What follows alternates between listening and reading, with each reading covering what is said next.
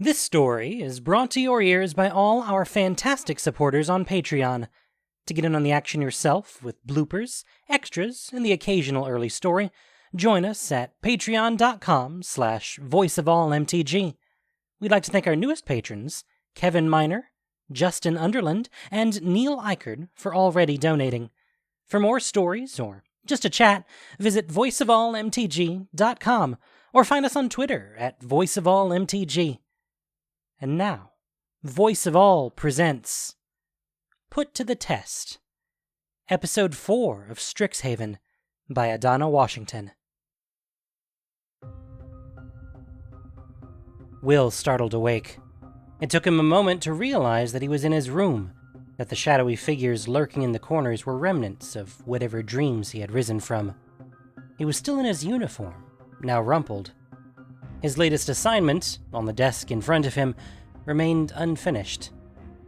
Outside, he could see the Arcavios night, a slash of darkness punctuated by the usual odd glows around the campus. There was no sign of Rowan. Her side of the room was still in the same state of disarray it had been in for weeks. He stood up, wincing at a crick in his neck, just as a shout came from the hallway. Have to get out through the southern gate. How many did she? Is everyone? In the crowd of students rushing past, Will spotted someone from the Prismari Mage Tower team, Arlo Wickle, the point guard who had impressed Quint with his earth magic. Hey! What's going on? Wickle pointed down the hall. Hey, first year, follow the crowd. Dino Vilda's waiting to take you to a designated shelter. But what's happening? The Oriq are here. He turned and ran after the crowd of younger students. Will stood there for a moment, stunned, a sick feeling growing in his stomach. Professor Onyx had been right. Outside, Will stumbled into a scene of utter chaos. The crowd, joined by more and more students flowing out of the dorms, had frozen by one end of the courtyard. On the other side, past their horrified, stunned expressions, Will could see an encroaching wall of dark shapes.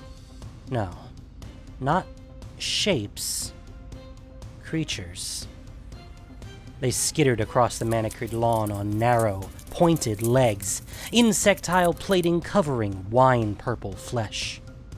Glowing violet spines ran along their backs and up to eyeless heads, featureless altogether, save for a gaping, toothy maw. Terrible screeches rent the air. They sounded hungry. At first, Will only thought his knees were going weak, but the whole ground was shaking. He saw Wickle step out of the crowd, his entire body vibrating with energy, and thrust both hands into the loam beneath him. A semicircle of churning soil rippled out from where he stood, rising up into a wall of dense earth between the creatures and the students. He turned back to the wide-eyed first years. Run! I said run! Even as he hurried to comply, Will could see the first of the horrible creatures coming over the earthen wall, scaling it effortlessly. He needed to find his sister. Where was Rowan?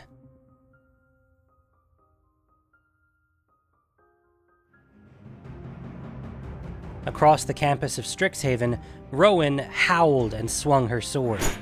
It bit into a joint between the creature's armor plating, sending a gout of dark blood spurting across her uniform and down onto the overgrown garden surrounding the Witherbloom dormitories. Behind her, Plink was backing away from one of the things, squealing in fear. With a shouted incantation, Overnine called thorny roots up from the soil to wrap around the creature's legs and drag it down into the earth. They're everywhere! Plink almost stumbled over the creature's buried form. We're surrounded! Abandoned ship! Surrender! Rowan scanned the field that stretched before Witherbloom College. Her friend was right. The creatures were advancing in an eerily glowing wall of chitin, pushing the students back toward the dorms. If we just wait for the professors... No, if we just wait, we're going to be overwhelmed. We have to get past them. We have to get out. And go where? Rowan glanced toward the biblioplex, her thoughts turning to Will. If she knew her brother, that's where he would be. There. She pointed to its vast silhouette in the night. Oh, now you want to study! Plink stumbled toward her friends, nearly hysterical. It wasn't just Will that drew her there, though. It was in the center of the campus. If the deans and professors would choose anywhere to make a stand, it would be there. And her brother had never stopped going on about all the powerful spells tucked away in those dusty old tomes. Let's hope you're right, Will.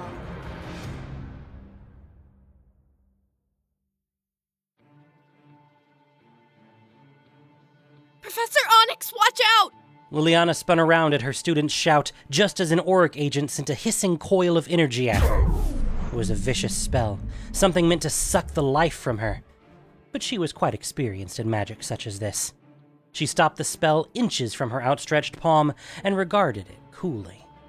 Behind her, the crowd of students that had been in her lecture hall moments ago stared, agape and terrified. He could have hit them. Well, fair is fair. With a gesture, Liliana sent it racing back toward the caster, twice as hungry as before. He tried to flinch away, but the ravenous magic devoured him before he had a chance to even scream. Deans Kiana and Imbraham came to join her, jogging down the path that led to Quandrix College behind another wave of students. Professor Onyx, we are being pursued by a very curious foe.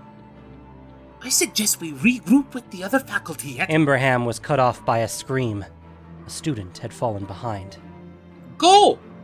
I'll watch over this group. They were off at once, Kiana and Liliana matching strides. Another scream followed. This time they could see the student, collapsed on the ground and cowering as an insect-like monster loomed over him. Mage hunters. Kiana hissed under her breath. Liliana could see more of them boiling out from the shadows, their pointed legs clicking against the stone cobbles. The creature reared back, the segments of its body glowing, and Kiana sent a geometric lance of force piercing through it. Liliana grabbed the terrified student and pushed him behind her. Get out of here. Something else had caught her attention, though. Amid the crawling darkness on all sides, there seemed to be a human figure. A man in a strange red uniform. At least, she thought he was human at first glance. There was something wrong with his face. A sharpening and stretching to the cheekbones that reminded her of mandibles. He locked eyes with her, and with eerie coordination, all of the other mage hunters surged toward them. Who is that? I don't know, but it seems he's controlling these creatures somehow. Dean Kiana's face twisted in horror. All of them? I've never seen magic like that before. There's always a spell. She extended her hand, and black threads of magic shot out from the tips of her fingers. But before they could make contact with him, one of the creatures threw itself in the way. The spell burrowed into its shell, making its chitin crack and crumble to dust. At her side, Dean Kiana lifted her hands, light shining around her. In seconds, a horde of angular, cat-like fractals had assembled. The constructs leapt forward at her direction, colliding with the wave of approaching mage hunters. The man in the red coat faded back into the crowd of churning, spiny bodies. And Liliana was leaning forward to chase him when something stopped her. All this mayhem, an attack all across the campus, with no apparent aim but destruction and chaos? Why? Because, as Liliana realized with building dread, it wasn't an attack. It was a misdirection.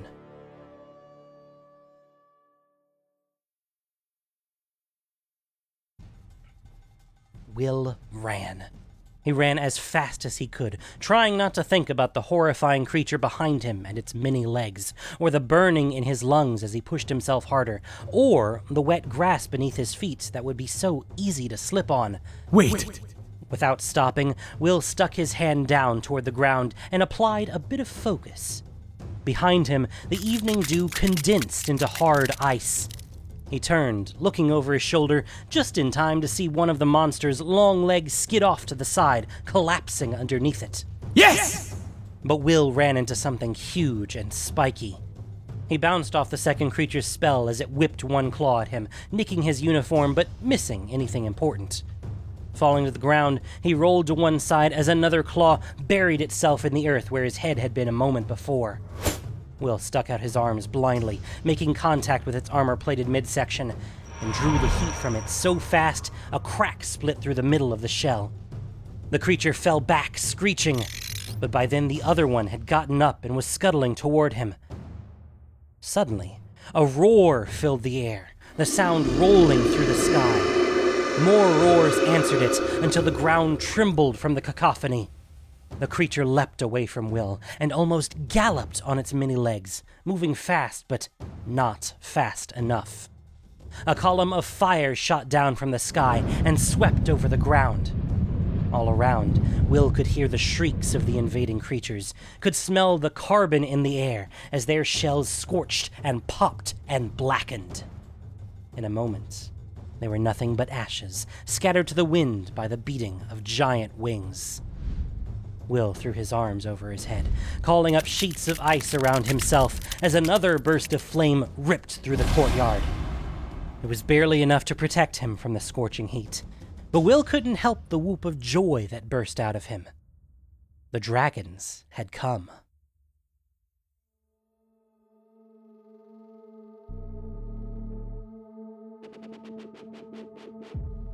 Rowan turned at the sound of her name, letting her friends rush past her toward the main campus.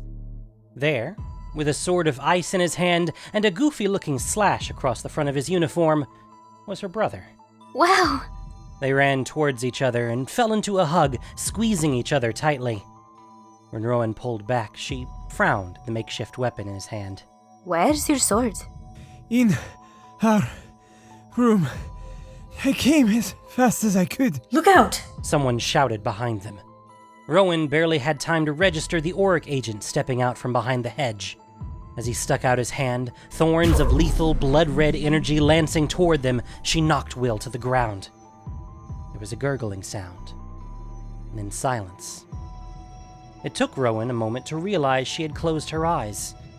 When she opened them, she saw the Oriq splayed across the ground. Nearby was the familiar stern presence of Professor Onyx, who whirled on them with those cold, violet eyes. You two, why aren't you taking shelter? We were attacked. At the Prismari dorms. And the Weatherbloom ones. They were surrounding us, almost like they were trying to keep us in one place. That's because they were. This is part of some distraction. Distracting us from what? I don't have the answer to that. Not yet. But I know one thing. The mage hunters aren't just herding in the students. They've formed a perimeter around the biblioplex. A perimeter? Rowan didn't like the sound of that. A living wall of spines, of those glowing purple feelers, of snapping teeth. What should we do? Professor Onyx turned those violet eyes on her, then. If I were a responsible professor, I'd bring you to somewhere safe. I'd keep you well out of all this. But you're not going to do that, are you? The corner of the professor's mouth twitched. Rowan almost would have called that a smile. No, I'm not quite so responsible as that. And I need help.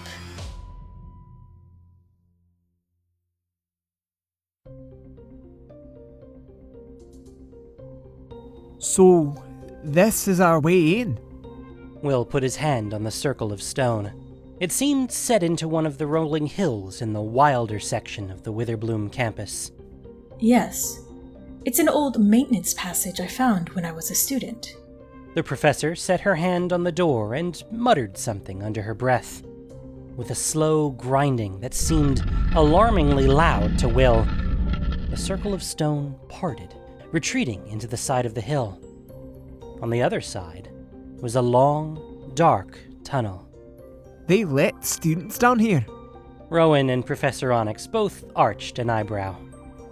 No, I guess not. Rowan summoned a sparking ball of light into her hand and took a few cautious steps down the passage. The professor and Will followed close behind. Is there going to be, anything waiting for us down there? I don't know. It's possible. Nobody at Strixhaven has used these tunnels in a long time. But I'm hardly the only one who knows about them. I believe Extus has been sending his people through them for months now. Extus? The man responsible for all of this. The leader of the Oriq. Will felt something catch in his throat. So the only thing we need to worry about is a bunch of murderous mages wielding dark magic. Toughen up, Will. It's nothing we haven't seen before. Is that so? You two are hardly the most likely heroes in all this. But I suppose I'm not one to talk.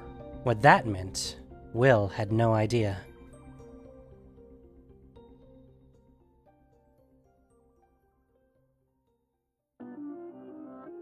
Extus strode down the curving corridors of the biblioplex, running one hand along the fine wooden shelves.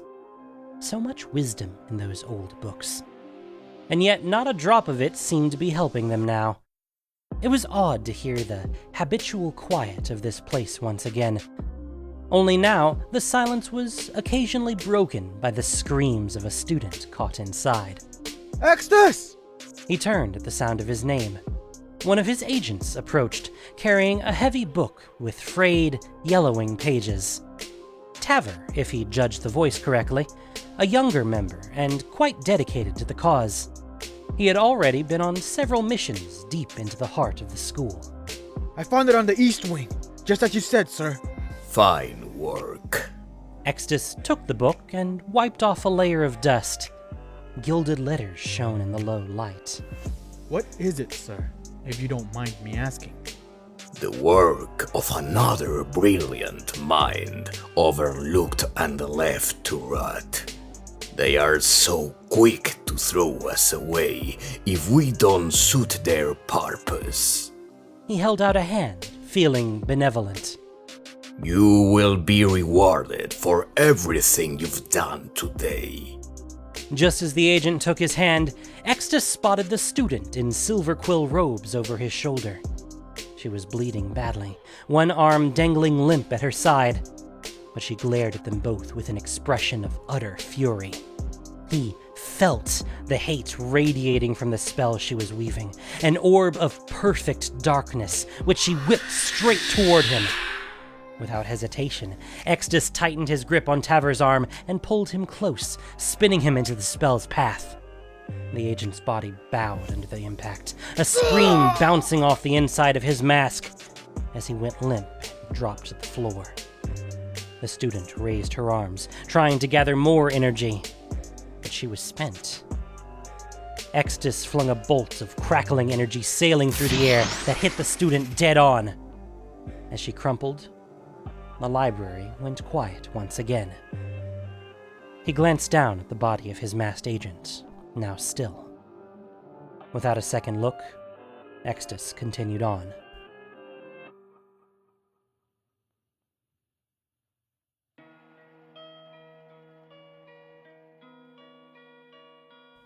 You found this as a student? Will's voice bounced eerily off the walls of the stone tunnel. How long ago was that? Rowan held their only light, a jumping bit of spark magic that did odd things to their shadows. A very long time ago. It was a very different time, and I was a very different person back then. They emerged into what looked like a cave chamber. Above, the gray stone ceiling vanished into darkness. A chasm separated the ledge where they stood from another tunnel, which you could barely make out in the low light. A wooden bridge spanned the abyss. Is there some other way to cross? Will eyed the frayed rope and ancient-looking boards. You know, I never found out. Professor Onyx stepped lightly on the edge of the bridge. Rowan followed her, stepping with alarming speed over the rotten planks. Slow down. Will kept his pace steady and slow behind her. Each minute we waste here is when the Oriq spend hurting people. Each stride forward sent chunks of wood falling into the chasm below. A crack split the air, bouncing off the walls. Stones skittered down as clouds of dust bloomed around them. Rowan took another step, and the wood snapped beneath her. Will dove as Rowan fell, locking one hand around her wrist. Knocking more of the boards away, he heaved and pulled, lifting Rowan back through the bridge. They landed in a heap, then crawled the rest of the way. Thanks. You do the same for me. Come on, hurry along. Professor Onyx barely seemed to notice their near-death experience. What does he want? Extus, I mean. What is he here for? There are any number of things he could be after. Tomes of great value, magical artifacts. The Biblioplex is full of things an aspiring megalomaniac might want. So, where are you taking us? I'm taking you where I would go if I wanted to cause the most damage possible. Will only stared as she continued down the tunnel. We need to get moving.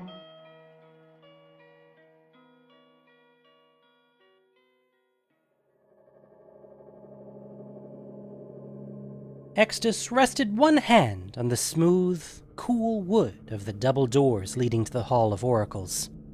They had been locked, but thankfully, the Oriq attack had happened too quickly for any wards to be activated and set in place.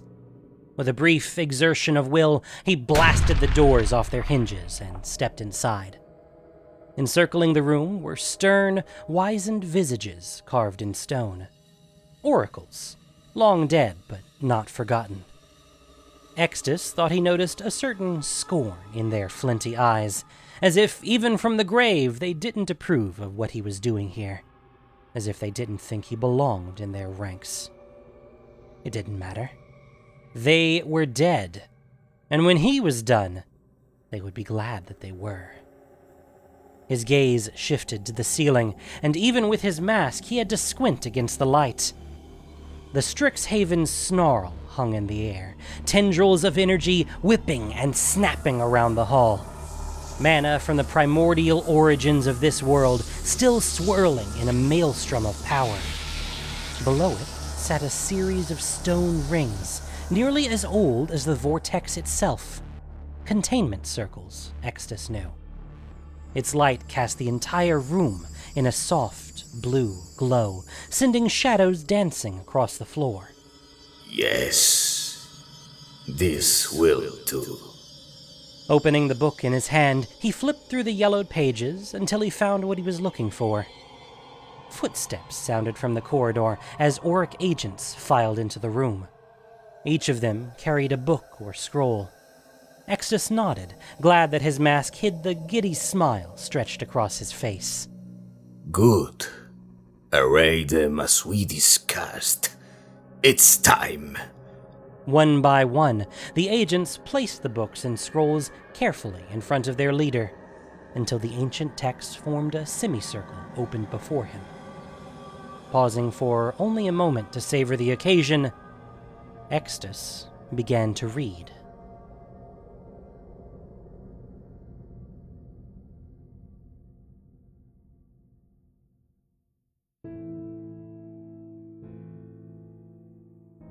Liliana expected to have to fight her way to the snarl. There was no way the Oriq would leave their ultimate prize unguarded after all. But she hadn't expected her charges to be so enthusiastic about this part of their adventure. She hardly had to kill anyone. The first sign of one of the masked Oriq, Rowan would zap them with a current of energy that left them twitching on the ground. Even Will was quite useful, forming shells of ice around the fallen Oriq agents, so when their muscles stopped seizing, they wouldn't be able to do much more than shiver. When they reached the Hall of Oracles, though, the doors were already ripped apart. Inside, she could make out a group of masked figures silhouetted by the rippling light of the vortex within. At their center, one of them was incanting something from a large, heavy tome. She could feel the arcane currents in the air shifting, listening in a way she had felt too many times before. Powerful dark magic was at work here. Even the Kenrith twins seemed to notice something, both of them going very still at her side. We're too late. He's already bound himself to the snarl. Not yet, we're not. Rowan was the first to break the trance that seemed to hold them all, rushing into the room. Wait! Will ran after her before Liliana could stop him. Fools! They can't face him with that much power at his disposal. Already the masked mages were turning, their hands alight with bright fire and bubbling venom and other crude, vicious spells. Rowan screamed with a mix of fury and a frightening delight as lightning crawled over her skin and jumped to a group of Oriq, unbridled power let loose. Smoke curled from under their hoods as they collapsed. That girl is a force to be reckoned with already. A few more years and she'll be truly terrifying. But Rowan was still too inexperienced to sense the Oriq agent reaching out behind her, fingers crackling with killing power. Liliana concentrated, and time seemed to slow for a moment as she felt, through the arcane energy swirling in the air, the little light of the man's soul. With a savage thrust of will, she pushed it free of his body, which dropped in a heap on the floor. That was when the spell splashed over her. What? Liliana's head jerked to the origin of the attack. Extus, the man holding that heavy book, had one hand extended.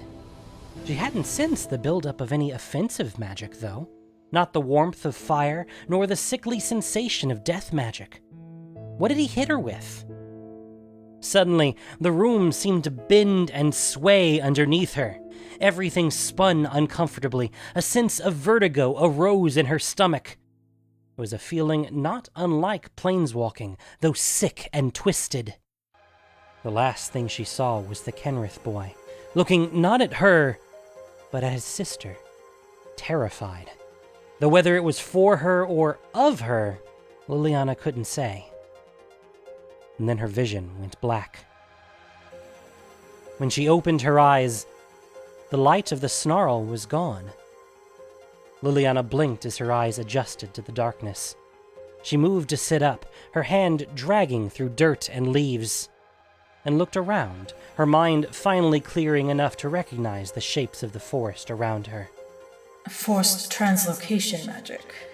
She'd never been hit by that before. She climbed to her feet.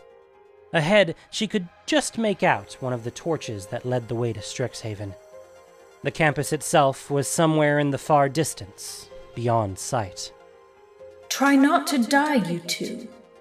I'm coming, but it's going to be a long walk.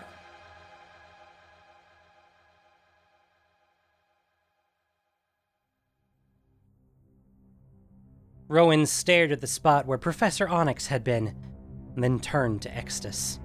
What did you do to her? The masked figure made no reply.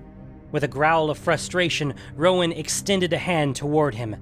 The air split with a roar as a bolt of lightning coursed in his direction, but the Oriq leader only gestured toward her. The lightning simply stopped, and then dropped from the air, shattering on the ground as if made of glass.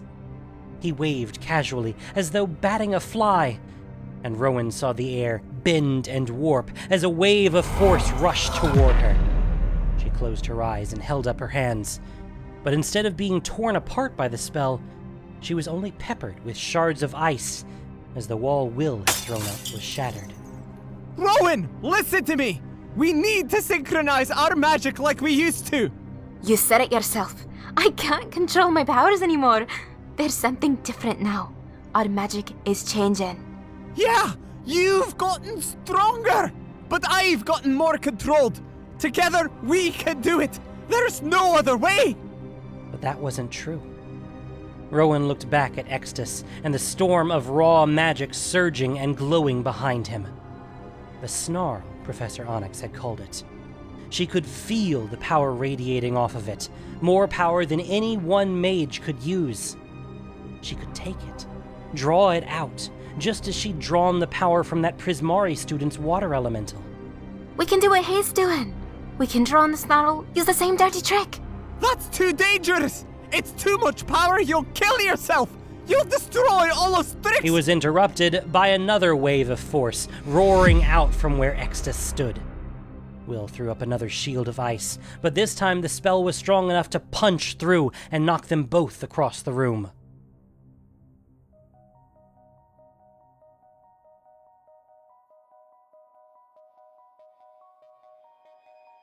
Rowan pushed herself into a sitting position, head ringing.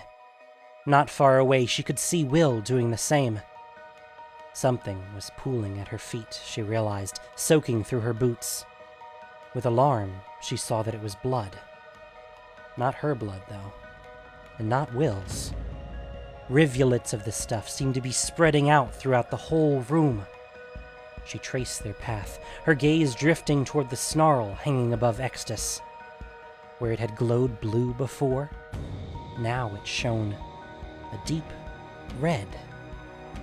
A bone-rattling roar shook the hall, sending cracks splintering across the walls and shaking centuries-old dust from the rafters. Another crack ripped through the room, and a piece of the ceiling plummeted toward them. Rowan dove toward Will, and they both tumbled away just as the stone crashed into the floor. Another boulder fell, crushing the limp body of an Oriq agent nearby and making Rowan flinch. More blood flowed from the concentric stone circles on the floor in front of Extus, bubbling as if from a fountain. What had started as a trickle grew into a deluge. The sweet iron reek filled her nose. Under the snarl, Extus spread his arms wide. Rise, Great One! I call upon you, Blood Avatar! Unleash your wrath upon this unfair world! From the bubbling fountain of blood in that stone circle, 2 points began to take shape, stretching and curving into the shape of horns.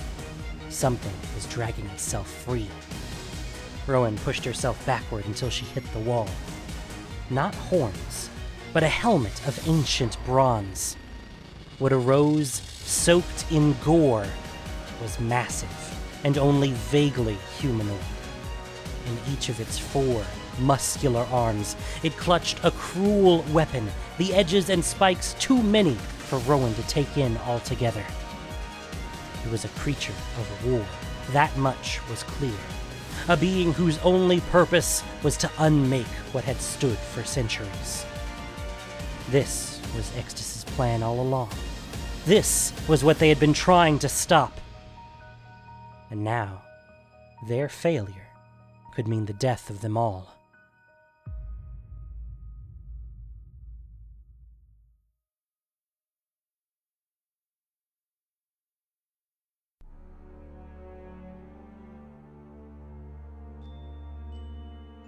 Thank you for listening to this production of Voice of All. As listener-supported entertainment, we rely on you not just for the voices of the characters, but also to keep us going and growing. If you enjoyed what you heard, please support us by reviewing and following us on your favorite podcast apps or YouTube, or just plain sharing with your friends. You can also support us financially on Patreon for exclusive perks. Put to the Test was written by Adana Washington. The podcast was produced and edited by Gendo Keshi, with sound editing by Nockshade. This week's story featured the voice talents of Phoenix Madrone, Abzan Ascendancy, Rebecca Sternberg, Troy Allen, Magic Cat, Rachel Lee, Nyla C., Susie O'Neill, J.W. Forsyth, Nilani, Ragna, and Derek Alvarez. Voice of All is unofficial fan content, permitted under the Wizards of the Coast fan content policy. Magic the Gathering is copyright Wizards of the Coast. Thanks so much for listening. Y'all have a great day.